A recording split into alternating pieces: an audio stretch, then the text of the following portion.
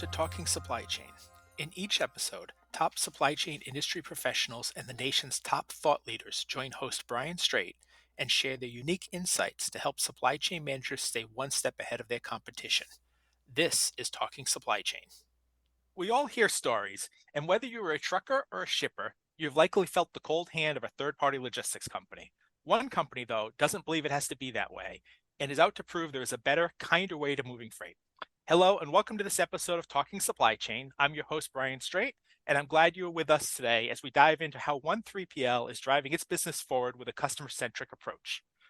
Joining me today in this journey is Katarina Vanek, co-founder of MonarKonnect, a Toronto-based 3PL. Katarina, welcome to the Talking Supply Chain podcast. Thank you for having me. Great to have you here. I'm so happy you're joining us to talk about your company and how you guys are kind of changing the way that 3PLs operate, right, in some ways. Yes. So to get started here, many of our audience may not know MonarKonnect, but some of them may have already interacted with you. But can you kind of get into a little bit of the history of MonarKonnect? But starting with maybe your background and then maybe a little bit about the company itself. So MonarKonnect is a 3PL based in Toronto, and we kind of wanted to make some changes in the transportation industry and approach it in a different way. So we're really focusing on learning more about certain businesses and how they operate, why it is that they operate in that way, and come up with solutions and out-of-the-box thinking to better their operations. We also wanted to create partnerships with carriers and third parties in order to build those relationships. Yep. And how about a little about yourself as well? I've actually got a question. I want to talk to you about how you met your co-founder, but can you tell us a little bit about you? I have a pretty interesting career path, if you want to say. So my background is about 17 years in the music industry, where I've worked for record labels, artist management companies, PR firms, and eventually after COVID, during COVID, I had moved to London, England to work for an artist management company. Fast forward a year later, I moved back to Canada, and a friend of mine had an event technology company, and he needed help with a conference, and I happily jumped in. And so one thing led to the next, where we were working on the CPMA. So that's a produce conference in Montreal. And I had the pleasure of bumping into my co-founder, Matthew Zajitsky, and asked him 1,000,001 questions about what it is that he was doing and how the supply chain works and transportation companies. What do you do? How does it work? Eventually, I fell in love with transportation and the supply chain in general. And Matthew and I had kept in touch. And of course, I kept grilling him with a bazillion more questions. And eventually he's like, you know what? Why don't you just give it a try? Why don't you work with me and see how that goes? And I completely fell in love with transportation from the music industry. Here I am now. It's so funny. People I hear stories all the time. People come to the industry from all sorts of different places, right? And whatnot. You're the first person I've heard that's come to it from the music industry, though. Oh yeah, for sure. Even friends of mine that I still have a lot of friends that work in the same in the music industry, and they're like, how did this happen? I'm like, I don't know, I fell in love. So you traded in the Drakes and the Sabrina Carpenters of the world for trucks, right? That's right. That's right. Yes, that high luxury music life, I traded that for. So when you connected with Matthew, and you said, he kind of said, hey, come get it. So how did you guys end up on the settling idea of starting a 3PL? Yeah, so eventually we left the company that we were both working at, and we were kind of like, we both had a lot of options and opportunities that came on our plates, and then we kind of got together and we're like, hey, why don't we put our ideas together? Matthew and I share the same values and the same morals as people, and also what we wanted to see while working at other companies. And so we're like, you know what? Let's just give it a go, sink or swim, Yep. as they say. And we did. We actually got the courage together and started a 3PL. So that was quite the journey, challenging, very stressful, but a lot of fun and very, very, very gratifying. Yeah. And when was that? What year? We started the process. Actually, we're brand new, so we opened early 2024. Yep. So you're just kind of getting into this and whatnot. That's And right. Yeah, and you guys, you mentioned this just now. You talked about, the vision and your morals, how you guys kind of connected on that. And that is a really important part of what MonarKonnect is, right? And some of the guiding principles that you have as you're building this company. absolutely. Yeah, So I think many people out there in the audience are very familiar with some of the hard-nosed tactics that 3PLs employ, right? I mean, oh days. that's what they do. Yeah. So what as you guys started this company, what was your vision for this? How did you articulate that vision as to what MonarKonnect was going to be? Well, our vision was really to be very client-centric company that offers more than just moving the freight, right? The way I could put it is attention is the rarest and purest kind of generosity. So we really wanted to offer more than just a truck, a good price, and that's it, right? We move your load and then we walk away. We didn't want to do that. Mhm. We really wanted to assist potential customers or finding companies that are having trouble sorting out their logistics and they didn't really know how that aspect of their operations would work. And that's where we would come in. And yeah, we call ourselves the logistic architects. With a heart, right? That's right. Yeah, actually we could call us the poetic logistic The car. architects. Yeah. Um, I think that it's so interesting. And we'll get into a little bit about some of the 3PLs and how they operate in a little bit. But we always hear in the freight industry about how it's relationships, right? And that seems to be what you're building this company on is relationships, right? Yes. But oftentimes those relationships are only as strong as the next deal that you have. If you can get a better deal from someone else, nobody cares about that relationship anymore. They want the better deal, right? So as you find that you're approaching clients, keeping in mind your founding principles and what you want to do you find that those principles are benefiting your business so far, or are you potentially leaving money on the table and deals that you're not being able to close because you know that relationship, that those principles are so rooted in what you do that perhaps some deals just can't come about because of them.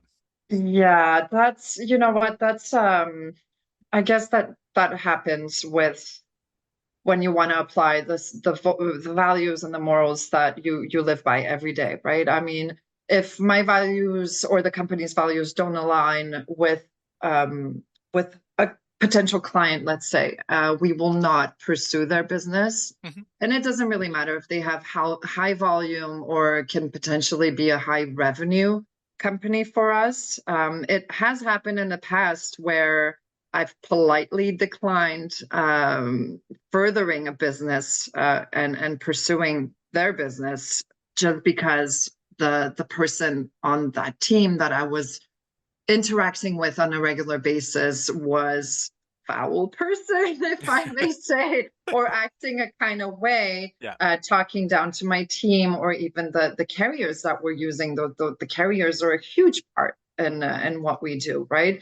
But Mhm. that type of behavior was just unacceptable for us. And so I happily parted ways and I said, I'm not moving forward with it. So, I mean, you do have to do that sometimes. And you know what? I could sleep at night and I'm okay with it.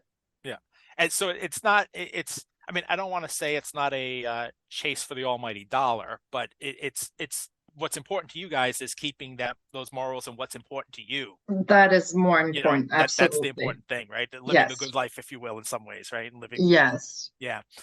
So obviously you believe that engaging clients with kindness provides you an advantage here.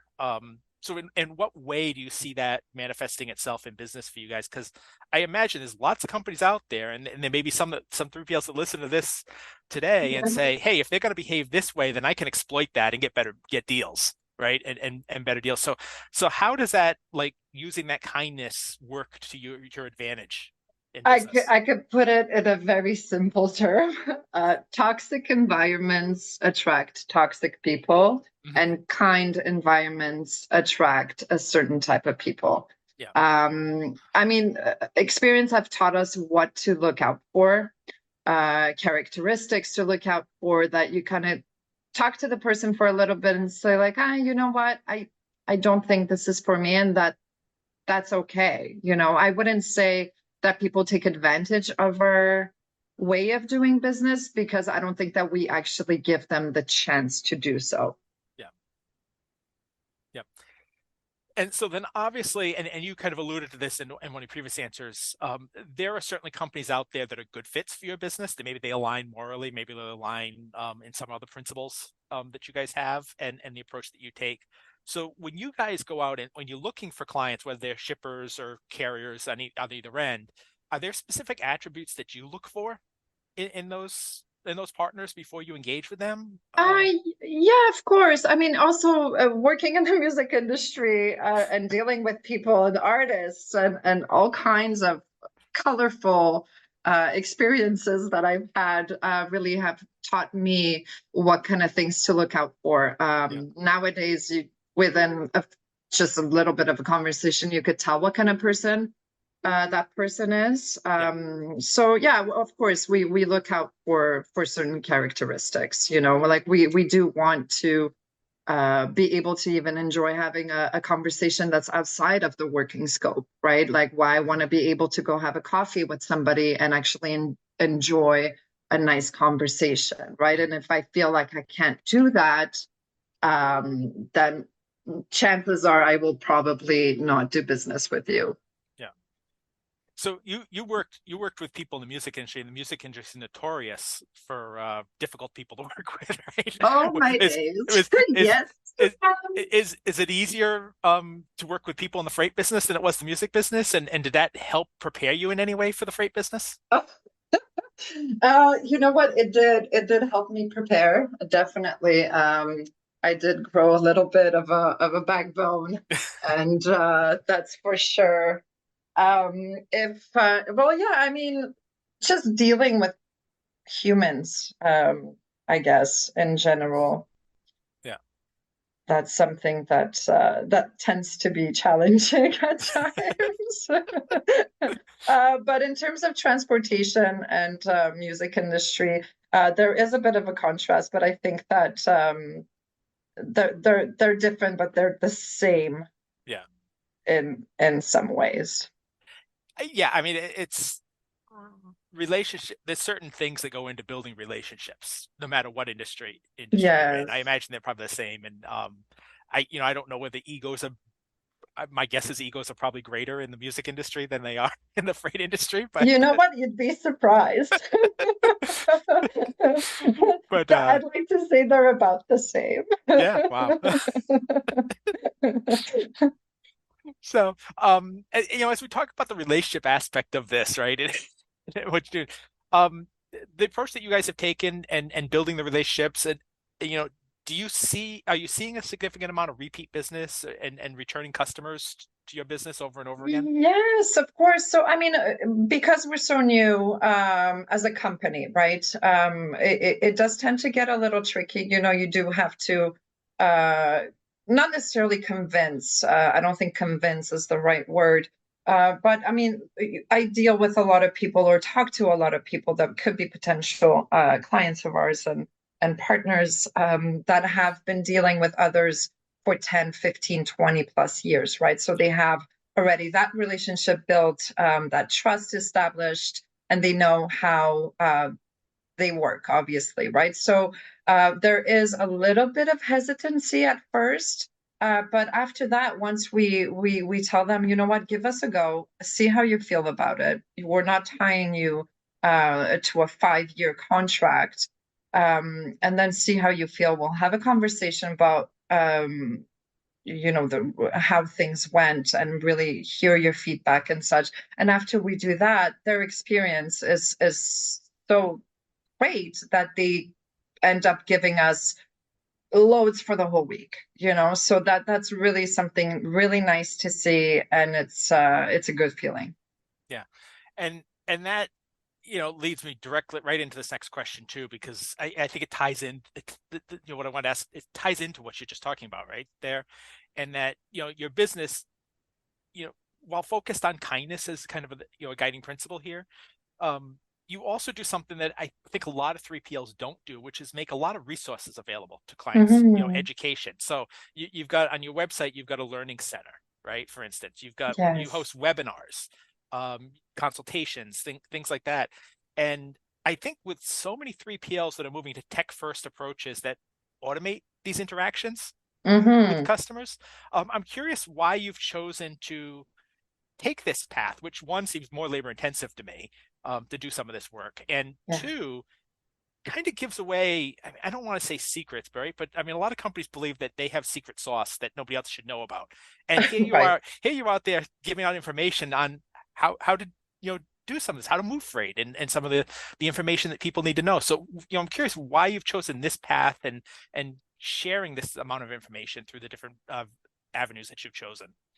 Yeah, I mean, we really wanted to also keep that human aspect of things, right? So, I mean, I'm one to pick up the phone and call somebody, have a conversation with them over the phone Mhm. instead of shooting a text or an email or, things like that.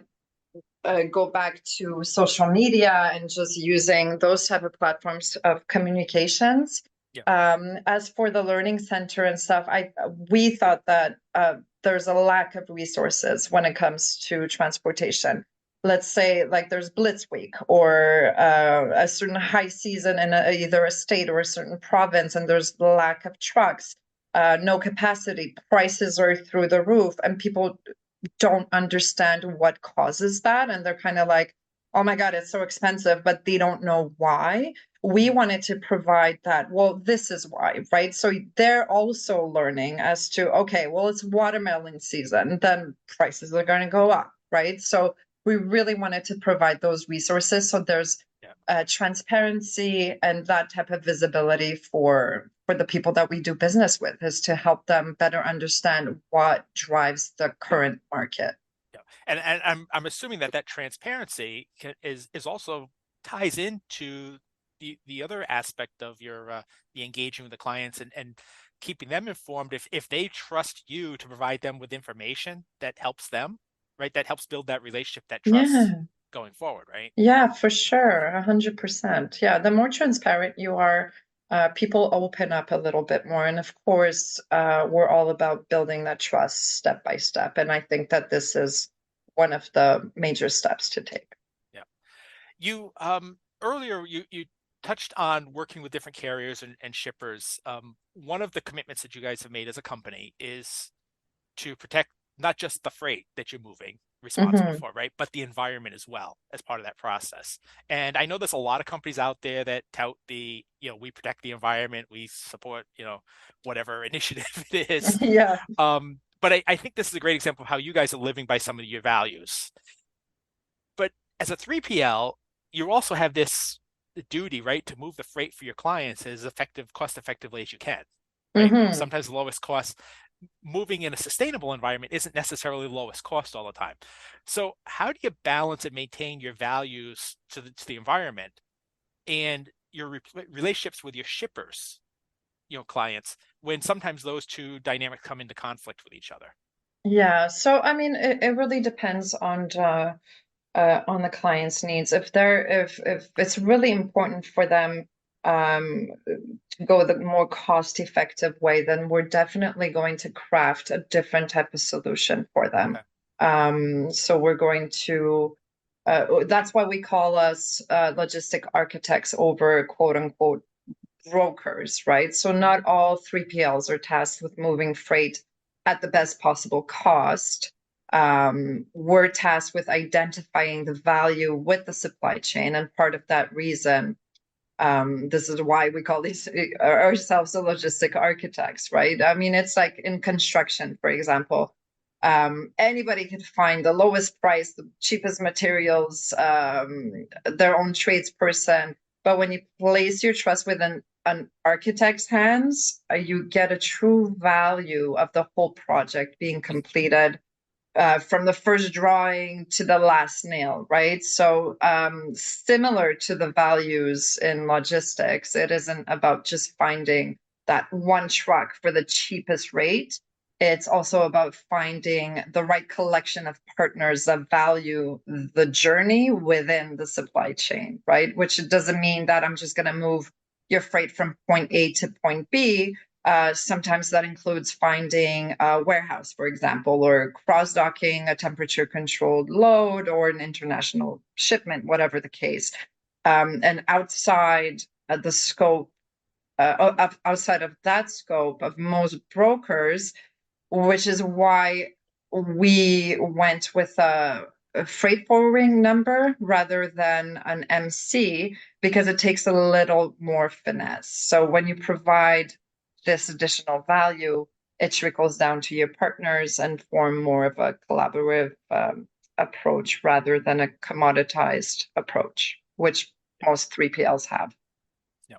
For many of us looking from the outside in, the approach that you guys have taken with the company seems to be more labor intensive, right? Especially at a time when many 3PLs are implementing technology that automates this process and eliminates people, right? So I want to ask, as you guys live by your values, what ways can you remain competitive in this space when price is so often the ultimate decider of a business decision, when these other 3PLs are implementing technology that ultimately lowers the price of moving the freight? So as you take your approach, how do you remain competitive going forward in the space with what you do?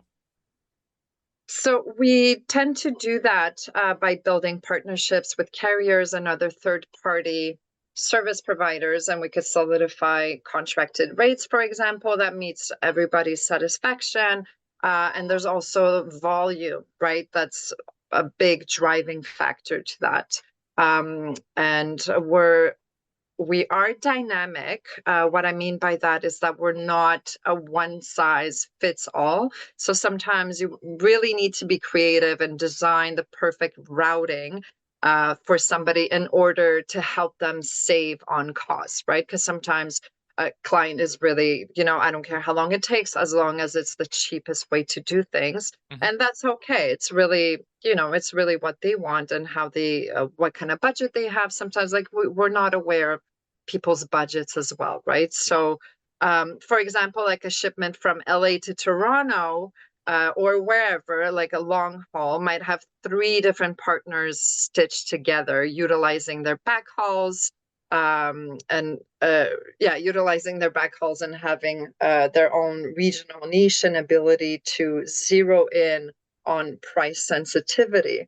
And same can be said about customers. We often find ourselves asking customers if we could cohabitate their freight, not LTL, but rather think of it of like a ride share on a load, right? If there's space to help increase sustainability and reduce those costs. And funny enough, air is the number one thing that most customers ship, and they don't even realize it. Yeah.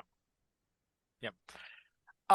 I want to get in one final question. We've spent most of this podcast talking about your company, you got your philosophy and whatnot, but I think I at least owe the audience one question on the market in general and your views because you're in it every day.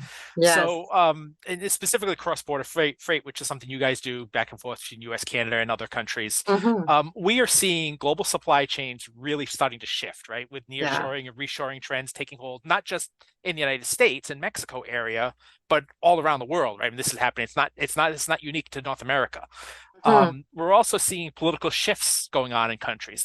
I forget what the number is. So it was 100 countries or something this year that had elections this year, something like that. When It I was the made it, year of elections it this was the year. year of Yeah, election, definitely. yeah. And obviously we have a big one in the U.S. coming up here, where the Oh. two candidates have very different views on potential tariffs, Hmm. as special tariffs with China and whatnot. So I think in short, while we all thought, hey, COVID was this really difficult time that we all lived through, right? And it disrupted the supply chains Really, what was massively. Yeah. that? Um, there doesn't appear to be any shortage of disruptions going forward on this. So, from your perspective, what do you see as the biggest challenges right now and near term for the supply chain? I always thought that it was geopolitics, right? Hmm. Politics and trade have been dancing around with each other since the first delivery. I don't think that this is anything new, but one thing we can say is the openness of trade between Canada, US, and Mexico. That is not something to go away anytime soon.